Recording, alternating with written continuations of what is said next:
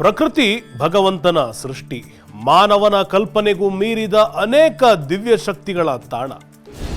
ನಿಮ್ಮೆಲ್ಲರ ನಡುವೆಯೇ ಇರೋ ಇಂತಹ ಅನೇಕ ಸ್ಥಳಗಳ ಅತೀಂದ್ರಿಯ ಶಕ್ತಿಗಳ ಬಗ್ಗೆ ಚಕಿತಕಾರಿ ಸಂಗತಿಗಳನ್ನು ಅನಾವರಣಗೊಳಿಸೋ ವಿಶೇಷ ಕಾರ್ಯಕ್ರಮವೇ ನಮ್ಮೂರ ದೈವ.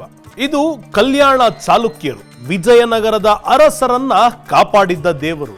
ಹಲವು ರಾಜ ಮನೆತನಗಳು ಈ ಕ್ಷೇತ್ರಕ್ಕೆ ಬಂದು ಒಳಿತು ಕಂಡಿವೆ.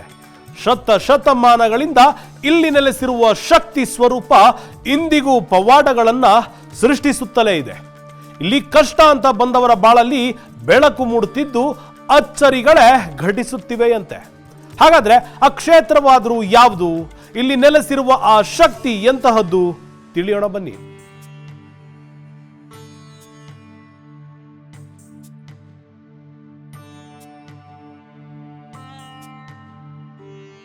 ಇದು ನೂರಾರು ವರ್ಷಗಳ ಪ್ರಾಚೀನ ಶಾಸನ. ಪ್ರಾಚ್ಯ ಭಾಷೆಯಲ್ಲಿರುವ ಇಲ್ಲಿ ಈ ದೇಗುಲದ ಹಿನ್ನೆಲೆಯನ್ನ ಹೇಳಲಾಗಿದೆ. ಅಂದಹಾಗೆ ಈ ಶಾಸನ ಕರ್ನಾಟಕದ ಒಂದು ಪ್ರಸಿದ್ಧ ದೇಗುಲದ್ದು. ಇಲ್ಲಿ ಲಿಂಗ ರೂಪದಲ್ಲಿ ವಿಶಿಷ್ಟ ಹೆಸರಿನಲ್ಲಿ ನೆಲೆಸಿರುವ ಸ್ವಾಮಿ ಪವಾಡ ಪುರುಷ ಅಂತಾನೆ ಸುಪ್ರಸಿದ್ಧ. ಈತನಿಗೆ ಈ ಹೆಸರು ಸುಮ್ಮನೆ ಬಂದಿಲ್ಲ. ನೂರಾರು ವರ್ಷಗಳಿಂದ ಈ ಧರೆಯಲ್ಲಿರುವ ಸ್ವಾಮಿ ತಲೆತಲೆಮಾರುಗಳಿಂದ ಜನರ ಬದುಕುಗಳನ್ನ ಬೆಳಗುತ್ತಾ ಬಂದಿದ್ದಾರೆ. ಇಲ್ಲಿಗೆ ಕಷ್ಟ ಅಂತ ಬಂದವರು ಯಾರಿಗೂ ನಿರಾಸೆಯಾಗಿಲ್ಲ. ಈತನ ಬಳಿ ಬಂದು ಸಮಸ್ಯೆ ಹೇಳಿಕೊಂಡ ಕ್ಷಣದಿಂದಲೇ ಮನಸ್ಸಿಗೆ ಅದೇನೋ ನಿರಾಳತೆಯ ಅನುಭವವಾಗುತ್ತಿತ್ತಂತೆ. ಬದುಕಿನ ದಿಕ್ಕೆಟ್ಟ ಅದೆಷ್ಟೋ ಜನರು ಜೀವನದ ಅಚ್ಚರಿಗಳಿಗೆ ಈತನ ಕೃಪೆಯೇ ಕಾರಣವಂತೆ.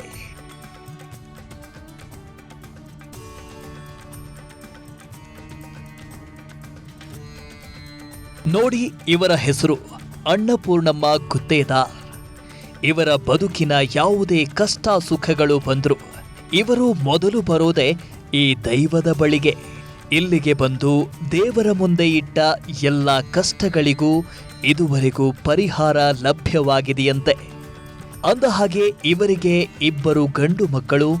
2ನೇ ಮಗುವಿಗೆ ಮದುವೆಯಾಗಿ ಹಲವು ವರ್ಷಗಳಾದರೂ ಮಕ್ಕಳ ಭಾಗ್ಯ ಲಭಿಸಿರಲಿಲ್ಲವಂತೆ. ಚಿಂತೆಗೀಡಾದ ಅನ್ನಪೂರ್ಣಮ್ಮನವರು ಬಂದು ಪ್ರಾರ್ಥಿಸಿದ್ದು ಇದೇ ಸ್ವಾಮಿಯನ್ನ. ಹೀಗೆ ಪ್ರಾರ್ಥಿಸಿ ಹೋದ ಕೆಲವೇ ತಿಂಗಳಿನಲ್ಲಿ ಇವರ ಕುಟುಂಬದಲ್ಲಿ ಒಂದು ಆಶ್ಚರ್ಯ ಘಟಿಸಿತು.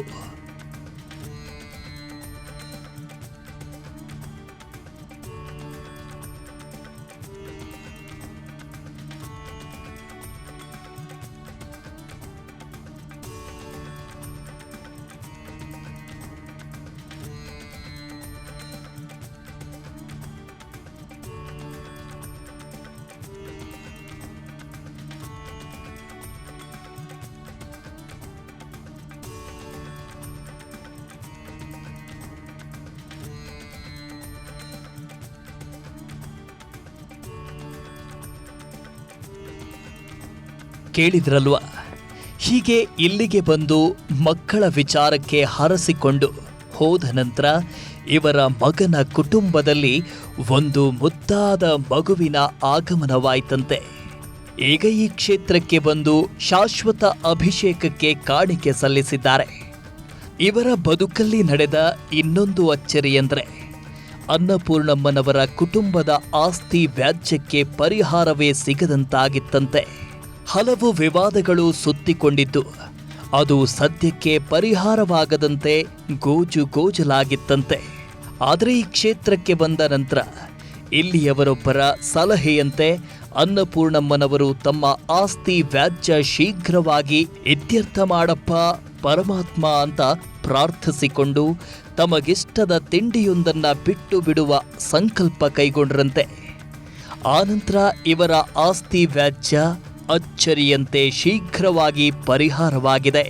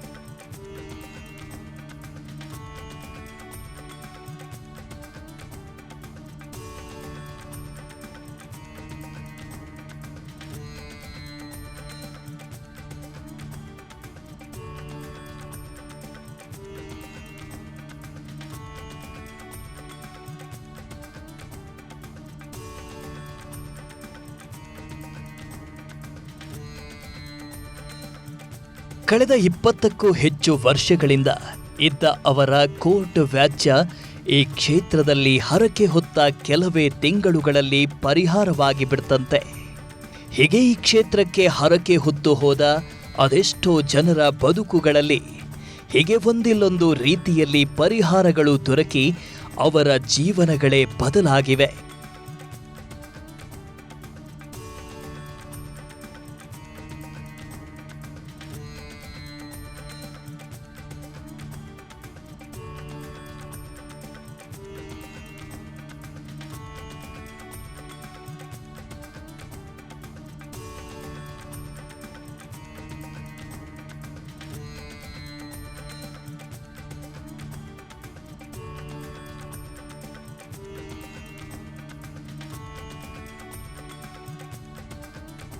ಇನ್ನು ಇವರ ಹೆಸರು ಕವಿತಾ ಶ್ರೀನಿವಾಸ್ ಅಂತ. ಇವರಿಗೆ ಮದುವೆಯಾಗಿ 10 ವರ್ಷಗಳಾಗಿದ್ದು 2 ಮುದ್ದಾದ ಹೆಣ್ಣು ಮಕ್ಕಳಿದ್ದಾರೆ. ಸರಿ 2 ಹೆಣ್ಣಾದವು, 1 ಗಂಡು ಮಗು ಬೇಕು ಅನ್ನೋದು ಕುಟುಂಬಸ್ಥರ ಆಸೆ. ಇದೇ ಆಸೆಯನ್ನೇ ಬೇಡಿಕೆಯಾಗಿ ಸ್ವಾಮಿಯ ಮುಂದಿಟ್ಟಿದ್ರು ಕವಿತಾ. ಈ ಸ್ವಾಮಿಯನ್ನ ಭಕ್ತಿಯಿಂದ ಗಂಡು ಮಗುವಿನ ಭಾಗ್ಯ ಪ್ರಸಾದಿಸುವಂತೆ ಪ್ರಾರ್ಥಿಸಿದ್ರು. ಇಲ್ಲಿನ ಈ ಪ್ರಾಚೀನ ದೈವದ ಶಕ್ತಿಯಿಂದ ಕೆಲವೇ ತಿಂಗಳುಗಳಲ್ಲಿ ಗರ್ಭವತಿಯಾದರೂ ಗಂಡು ಮಗುವಿನ ಭಾಗ್ಯವೂ ಲಭಿಸಿತು. ಹೀಗೆ ಇದುವರೆಗೂ ಈ ಕ್ಷೇತ್ರಕ್ಕೆ ಬಂದು ಯಾರೆಲ್ಲ ಭಕ್ತಿಯಿಂದ ಪ್ರಾರ್ಥಿಸಿದ್ದಾರೋ ಅವರ ಬದುಕಲ್ಲೆಲ್ಲ ಹೀಗೆ ಒಳಿತೇ ನಡೆದಿದೆ. ಹೀಗಾಗಿಯೇ ಈ ದೇಗುಲಕ್ಕೆ ಅಪಾರ ಭಕ್ತರು ನಡೆದುಕೊಳ್ತಾರೆ. ಅದರಲ್ಲೂ ಅಮಾವಾಸ್ಯೆ ಹುಣ್ಣಿಮೆಗಳಂದು ಭಕ್ತರ ದಂಡೆ ದೇವಾಲಯಕ್ಕೆ ಧಾವಿಸಿ ಬರ್ತಾರೆ.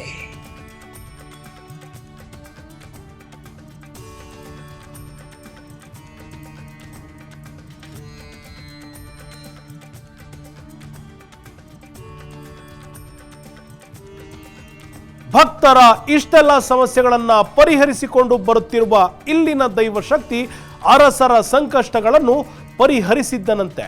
ಹಲವರ ಬದುಕಲ್ಲಿ ಒಂದಿಲ್ಲೊಂದು ರೀತಿಯ ವಿಸ್ಮಯಗಳನ್ನ ಸೃಷ್ಟಿಸುತ್ತಿರುವ ಈ ಕ್ಷೇತ್ರದಲ್ಲಿ ನಡೆಯದ ಪವಾಡವೇ ಇಲ್ಲ. ಮಕ್ಕಳಿಲ್ಲದವರಿಗೆ ಮಕ್ಕಳ ಭಾಗ್ಯ, ಅನಾರೋಗ್ಯ ಸಮಸ್ಯೆಗಳಿಗೆ ಪರಿಹಾರ, ಆರ್ಥಿಕ ಸಮಸ್ಯೆ, ಮಾನಸಿಕ ವ್ಯಥೆ ಸೇರಿದಂತೆ ಹಲವು ಕಷ್ಟ ನಷ್ಟಗಳು ಇಲ್ಲಿಗೆ ಬಂದ ನಂತರ ಪರಿಹಾರವಾದ ಹಲವು ಉದಾಹರಣೆಗಳಿವೆ. ಹಾಗೆ ಕರ್ನಾಟಕವನ್ನಾಳಿದ ಹಲವು ಸುಪ್ರಸಿದ್ಧ ರಾಜಮನೆತನಗಳು ಈ ಕ್ಷೇತ್ರದ ದೈವವನ್ನ ಪ್ರಾರ್ಥಿಸಿ ತಮ್ಮ ಆಡಳಿತದಲ್ಲಿ ಬಂದಿದ್ದ ಸಮಸ್ಯೆಗಳಿಂದ ಪರಿಹಾರ ಪಡೆದಿದ್ರಂತೆ.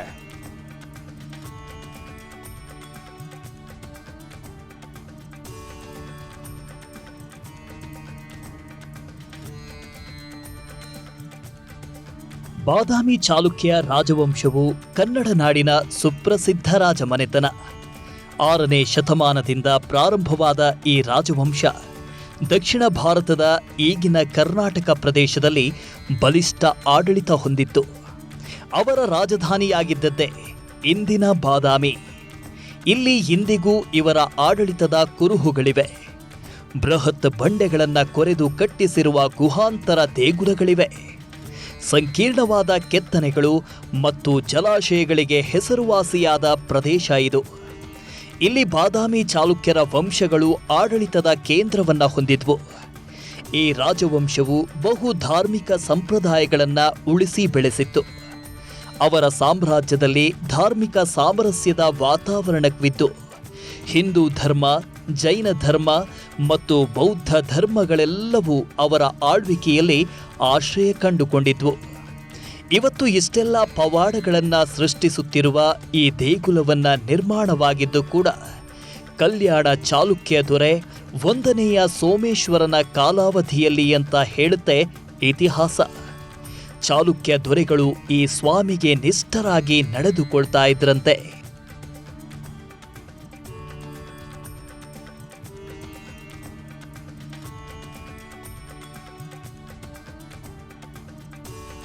ಇನ್ನು ಇವರ ಹೆಸರು ಲಕ್ಷ್ಮಿ. ಇವರಿಗೆ ಮದುವೆಯಾಗಿ 8 ವರ್ಷಗಳಾಗಿದ್ವು. ಆದರೆ ಮಕ್ಕಳಾಗಿರಲಿಲ್ಲ. ಹಲವಾರು ಆಸ್ಪತ್ರೆಗಳನ್ನು ಸುತ್ತಿದ್ರು, ಜ್ಯೋತಿಷ್ಯರ ಬಳಿಯೆಲ್ಲ ಹೋಗಿ ಬಂದಿದ್ದಾದ್ರು ಎಲ್ಲೂ ಇವರ ಸಮಸ್ಯೆಗೆ ಪರಿಹಾರ ದೊರಕಿರಲಿಲ್ಲ. ಕೊನೆಗೆ ಕುಟುಂಬಸ್ಥರೊಬ್ಬರ ಸಲಹೆಯಂತೆ ಲಕ್ಷ್ಮಿಯವರು ಬಂದಿದ್ದು ಇದೇ ಶಕ್ತಿಶಾಲಿ ದೇವರ ಬಳಿ. ಹೀಗೆ ಬಂದು ಪ್ರಾರ್ಥಿಸಿ ಹೋದ ಕೆಲವೇ ತಿಂಗಳಿನಲ್ಲಿ ಈಕೆ ಗರ್ಭವತಿಯಾದ್ರಂತೆ. ಆದನಂತರ ಚಂದದ ಆರೋಗ್ಯಪೂರ್ಣ ಮಗು ಜನಿಸಿತ್ತು. ನಮ್ಮ ಮದುವೆ ಆಗಿ ಇಲ್ಲಿಗೆ 10 ವರ್ಷ ಆಯ್ತು ರೀ. 8 ವರ್ಷ ತನಕ ಮಗು ಆಗಿರಲ್ರಿ. ನಮ್ಗೆ ಭಾಳ ಕಡೆ ಎಲ್ಲ ತೋರಿಸಿದ್ದೀವಿ ರೀ. ಎಲ್ಲ ರಾಯಚೂರು, ಸೈದಾಪುರ, ನಮಗೆಲ್ಲ ಬೇಕಿದ್ದ ಕಡೆ ಎಲ್ಲ ಚಲೋ ಆರಾಮದ ಕಡೆಗೆಲ್ಲ ತೋರಿಸಿದ್ದೀವಿ ರೀ. ಅಲ್ಲೆಲ್ಲ ಹೋದ್ರೂ ಆಗ್ಲಿಲ್ಲ ರೀ ನಮ್ಮ ಮಕ್ಕಳು. ಇಲ್ಲೇ ಸೀಪುರದವರು ನಮಗೆ ಪರಿಚಯ ಇದ್ದವ್ರು ಇದ್ರಿ, ಅವ್ರು ತೋರಿಸಿದ್ರಿ. ಇದು ದೇವಸ್ಥಾನದಾಗ ಒಳ್ಳೇದ, ಚಲೋ ಆಗ್ಯದ, ಬಂದು ನೋಡ್ಕೊಂಡು ಹೋಗ್ರಿ, ನೀವು ದರ್ಶನ ಮಾಡಿರಿ, ಒಳ್ಳೇದಾಗ್ತದೆ ಅಂತ ಹೇಳಿದ್ರಿ. ಆಮ್ಯಾಗ ಅವ್ರ ಪರಿಚಯದಲ್ಲೇ ಇಲ್ಲಿಗೆ ಬಂದೀವಿ ರೀ. ಆಮೇಲೆ ನಮ್ಗೆ ಒಂದು 5 ತಿಂಗಳದಾಗ ನಾವು ಪ್ರೆಗ್ನೆಂಟ್ ಆಗಿದ್ರಿ. ಮಗು ವ್ರತ ಅಮಾಸಿಗೆ ಬರ್ತಿದ್ವಿ ರೀ ಇಲ್ಲಿಗೆ. 8 ವರ್ಷಗಳು ಕಾದು ಬೇಸರಗೊಂಡಿದ್ದ ಲಕ್ಷ್ಮಿ ಅವರ ಪತಿ ಸಮೇತ ಈ ಕ್ಷೇತ್ರಕ್ಕೆ ಬಂದು ಹೋದ ನಂತರ ಅದೇನೋ ನಂಬಿಕೆ ಇವರ ಆಂತರ್ಯದಲ್ಲಿ ಮೂಡಿತ್ತು. ಹೀಗಾಗಿ ಪ್ರತಿ ಅಮಾವಾಸ್ಯೆಗೆ ಇಲ್ಲಿಗೆ ಬಂದು ಸ್ವಾಮಿಗೆ ಪೂಜೆ ಸಲ್ಲಿಸಿದ್ರಂತೆ. ಈ ಕ್ಷೇತ್ರಕ್ಕೆ ಬಂದು ಹೋಗೋದು ಪ್ರಾರಂಭಿಸಿದ ಕೆಲವೇ ತಿಂಗಳಿನಲ್ಲಿ ಗರ್ಭವತಿಯಾದರು. ಈಗ ಇವರ ಕುಟುಂಬ ಸಂತೋಷದಿಂದಿದೆ.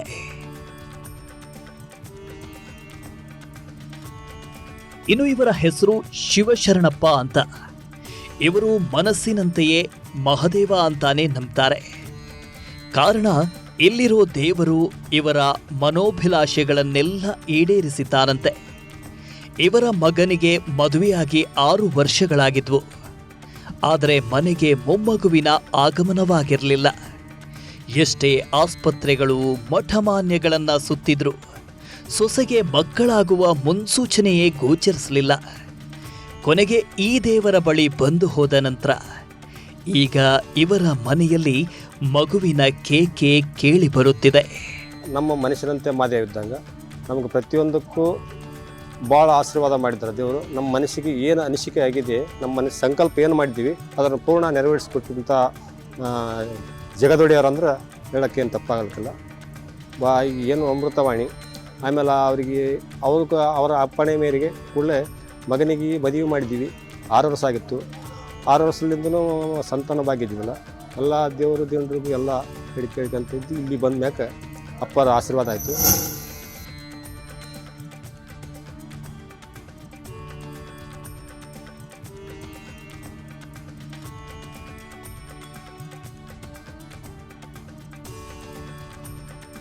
ಇನ್ನು ಇವರ ಹೆಸರು ವಿಶ್ವನಾಥ ರೆಡ್ಡಿ.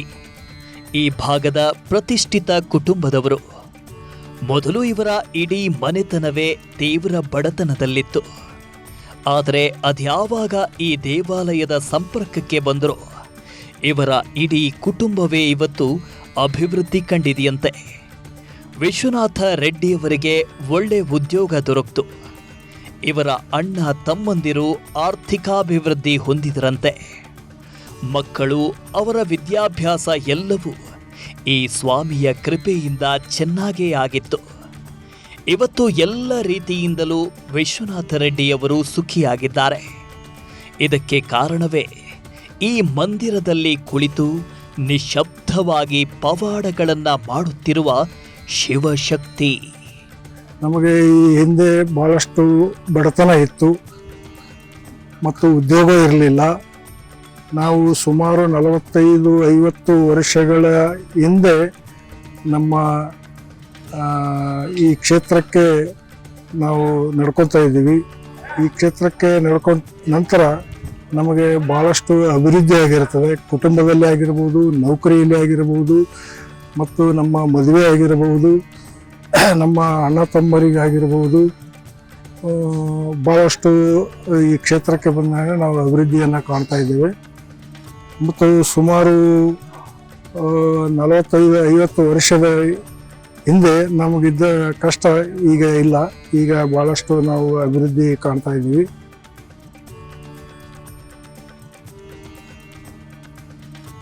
ಇಲ್ಲಿ ಶ್ರದ್ಧೆ, ಭಕ್ತಿಯಿಂದ ಪ್ರಾರ್ಥಿಸಿ ಪ್ರತಿ ಅಮಾವಾಸ್ಯೆ ಅಥವಾ ಹುಣ್ಣಿಮೆಯೆಂದು ನಡೆದುಕೊಳ್ಳುವ ಪರಿಪಾಠ ಬೆಳೆಸಿಕೊಂಡ್ರೆ ಅವರಿಗೆ ಇಲ್ಲಿರುವ ಸ್ವಾಮಿಯ ಕೃಪೆಯಿಂದ ಒಳಿತಾದ ಅನೇಕ ನೂರಾರು ಸಾವಿರಾರು ಉದಾಹರಣೆಗಳಿವೆ.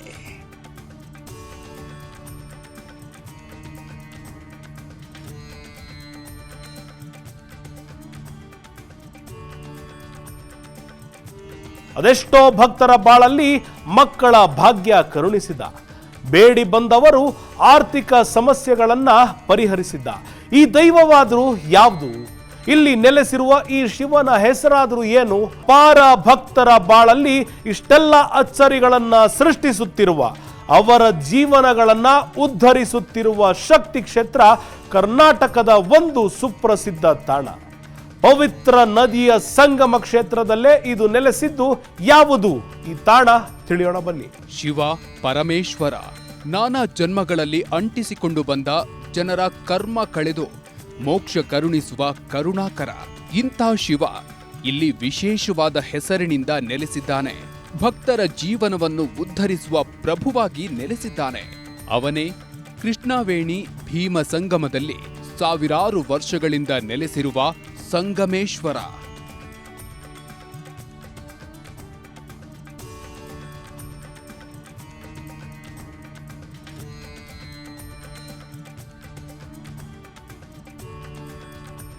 ಕಷ್ಟ ಎಂದು ಸ್ವಾಮಿಯ ಬಳಿಗೆ ಹೋದರೆ ಸಾಕು, ತನ್ನ ಪವಾಡ ಸದೃಶ ಶಕ್ತಿಯಿಂದ ಸಂತಾನ ಭಾಗ್ಯ, ಆರ್ಥಿಕ ಅಭಿವೃದ್ಧಿ, ಕೃಷಿಯಲ್ಲಿ ಯಶಸ್ಸು, ಜೀವನದಲ್ಲಿ ನೆಮ್ಮದಿಯನ್ನ ಕರುಣಿಸುತ್ತಿದ್ದಾನೆ. ಅನಾದಿ ಕಾಲದಿಂದ ಅರಸರು ಸೇರಿದಂತೆ ಈ ಭಾಗದ ಜನರ ಪರಂಪರೆಯನ್ನೇ ಸಂಗಮನಾಥೇಶ್ವರ ರಕ್ಷಿಸುತ್ತಾ ಬಂದಿದ್ದಾನೆ.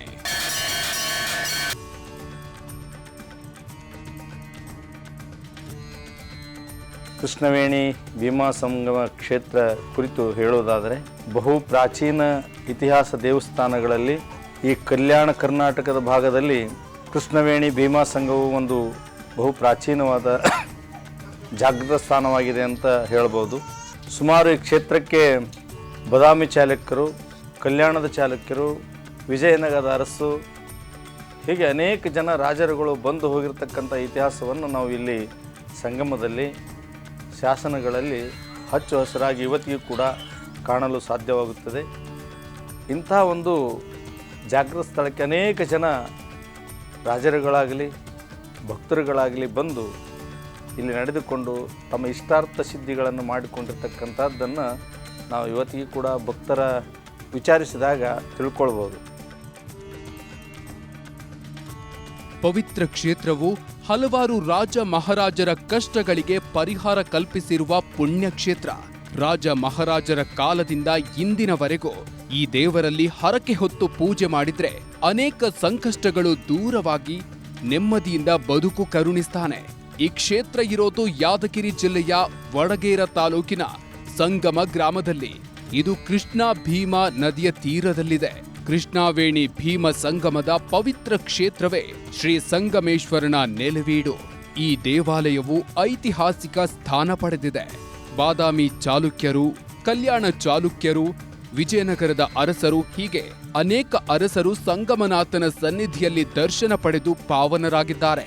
ಬಾದಾಮಿ ಚಾಲುಕ್ಯರ ಇಮ್ಮಡಿ ಪುಲಕೇಶಿಯ ಮೊಮ್ಮಗ ವಿನಯಾದಿತ್ಯ ತನ್ನ ಆಳ್ವಿಕೆಯ ಅವಧಿಯಲ್ಲಿ ಶ್ರಾವಣ ಹುಣ್ಣಿಮೆಯಂದು ನದಿಯಲ್ಲಿ ಪವಿತ್ರ ಪುಣ್ಯ ಸ್ನಾನ ಮಾಡಿ ಪೂಜಾ ಕಾರ್ಯಕ್ರಮದಲ್ಲಿ ಭಾಗಿಯಾಗಿ ದೇವರ ಕೃಪೆಗೆ ಪಾತ್ರರಾಗಿದ್ದನಂತೆ. ಅನೇಕ ಧಾರ್ಮಿಕ ಕಾರ್ಯಕ್ರಮಗಳು ಕಾಲಾನುಕಾಲಕ್ಕೆ ಈ ಭಾಗವನ್ನಾಳಿದ ರಾಜ ಮಹಾರಾಜರು ನಡೆಸಿಕೊಂಡು ಬಂದಿದ್ದಾರೆ. ಹೀಗಾಗಿ ಪ್ರಾಚೀನ ಕಾಲದಿಂದ ಈ ದೇವಸ್ಥಾನ ಅತ್ಯಂತ ಪುಣ್ಯ ಕ್ಷೇತ್ರವಾಗಿದೆ. ಪುಲಕೇಶಿಯ ಮೊಮ್ಮಗ ವಿನಯಾದಿತ್ಯ ತನ್ನ ಆಳ್ವಿಕೆಯ 2ನೇ ವರ್ಷದಲ್ಲಿ ಇಲ್ಲಿ ಶ್ರಾವಣದ ಹುಣ್ಣಿಮೆ ಎಂದು ಬಂದು 2 ದಿವಸಗಳ ಕಾಲ ಈ ಕೃಷ್ಣವೇಣಿ ಭೀಮಾ ಸಂಗಮದ ನದಿಯಲ್ಲಿ ಮಿಂದು ಇಲ್ಲಿ ನಡೀತಕ್ಕಂತಹ ಪೂಜಾ ಕೈಂಕರ್ಯದಲ್ಲಿ ಪಾಲ್ಗೊಂಡು ಅನೇಕ ದಾನ ಧರ್ಮಗಳನ್ನು ಕೊಟ್ಟಿರ್ತಕ್ಕಂಥದ್ದು ಇವತ್ತು ಕೂಡ 4 ತಾಮ್ರದ ಶಾಸನಗಳಲ್ಲಿ ಕಂಡುಬರುತ್ತದೆ. ಕಲ್ಯಾಣದ ಚಾಲುಕ್ಯರಾದ ಜಗದೇಕಮಲ್ಲ ಮತ್ತು ತ್ರಿವಿಕ್ರಮಮಲ್ಲರು ಕೂಡ ಈ ಸ್ಥಳಕ್ಕೆ ಬಂದು ಇಲ್ಲಿ ದರ್ಶನ ಮಾಡಿ ಇಲ್ಲಿ ನಡೀತಕ್ಕಂಥ ಅಂದು ನಡೆಯುವಂಥ ದಾಸೋಹಕ್ಕಾಗಲಿ ಅನೇಕ ಇಲ್ಲಿ ನಡೀತಕ್ಕಂಥ ಸಂಗೀತ, ಸಾಹಿತ್ಯ, ನೃತ್ಯ ಈ ಎಲ್ಲ ಸೇವೆಗಳಿಗೆ ತಮ್ಮದೇ ಆದಂತಹ ದಾನ ಧರ್ಮಗಳನ್ನು ಕೊಟ್ಟಿರ್ತಕ್ಕಂಥದ್ದು ನಾವು ಇವತ್ತಿನ ದಿವಸ ಶಾಸನಗಳಲ್ಲಿ 2 ಶಿಲಾಶಾಸನಗಳು ಇವತ್ತಿಗೂ ಕೂಡ ಇಲ್ಲಿ ತಲೆ ಎತ್ತಿ ನಿಂತಿವೆ, ಅದರಲ್ಲಿ ನಾವು ಕಾಣಬಹುದು.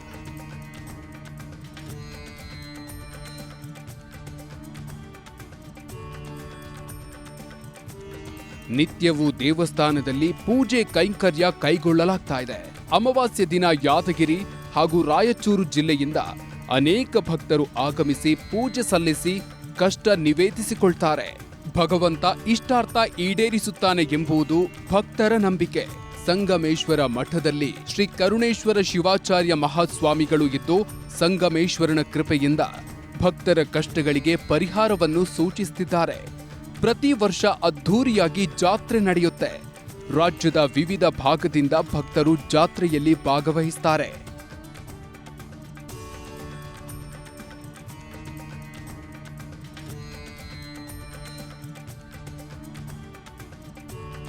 ನಾವು ಇಲ್ಲಿಗೆ ಬಂದು ಇಲ್ಲಿ ಸುಮಾರು 7 ವರ್ಷಗಳು ಸಂದಿವೆ.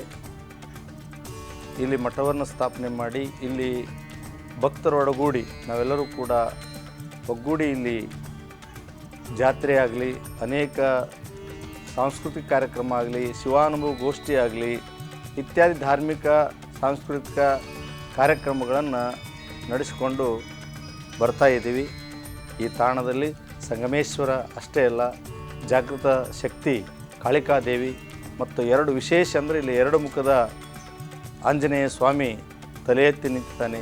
ಅಂಥ ಈ ಪವಿತ್ರ ನದಿಗಳ ಸಂಗಮ, ಇಡೀ ದಕ್ಷಿಣ ಭಾರತದಲ್ಲಿ ಹೆಚ್ಚು ನೀರು ಬರ್ತಕ್ಕಂಥ ಒಂದು ಸ್ಥಳವಾಗಿದೆ ಇದು. ಅಂಥ ಒಂದು ಪವಿತ್ರ ಕ್ಷೇತ್ರಕ್ಕೆ ನೀವೆಲ್ಲರೂ ಕೂಡ ಬನ್ನಿ. ಆ ಸಂಗಮ ಕ್ಷೇತ್ರನಾಥನ ದರ್ಶನವನ್ನು ಮಾಡಿಕೊಂಡು ಪುನೀತರಾಗಿ ಅಂತ ತಿಳ್ಕೊಂಡು ಈ ಮುಖಾಂತರವಾಗಿ ನಾನು ತಿಳಿಸಲು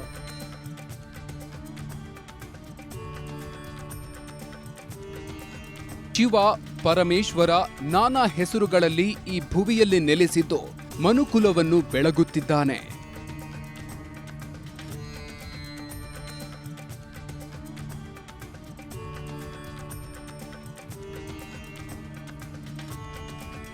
ಸಂಗಮೇಶ್ವರನ ಪವಾಡ, ಆತ ನಡೆಸುತ್ತಿರುವ ವಿಸ್ಮಯಗಳನ್ನ ನೋಡಿದ್ರಲ್ವಾ? ಇದಾಗಿತ್ತು ಇವತ್ತಿನ ನಮ್ಮೂರ ದೈವ. ಮುಂದಿನ ವಾರ ಮತ್ತೊಂದು ಇಂತಹ ಅಚ್ಚರಿಯ ಕ್ಷೇತ್ರದೊಂದಿಗೆ ನಿಮ್ಮ ಮುಂದೆ ಬರ್ತೇನೆ. ನೋಡ್ತಾ ಇರಿ ವಿಸ್ತಾರ ನ್ಯೂಸ್, ಇದು ನಿಖರ ಜನಪರ.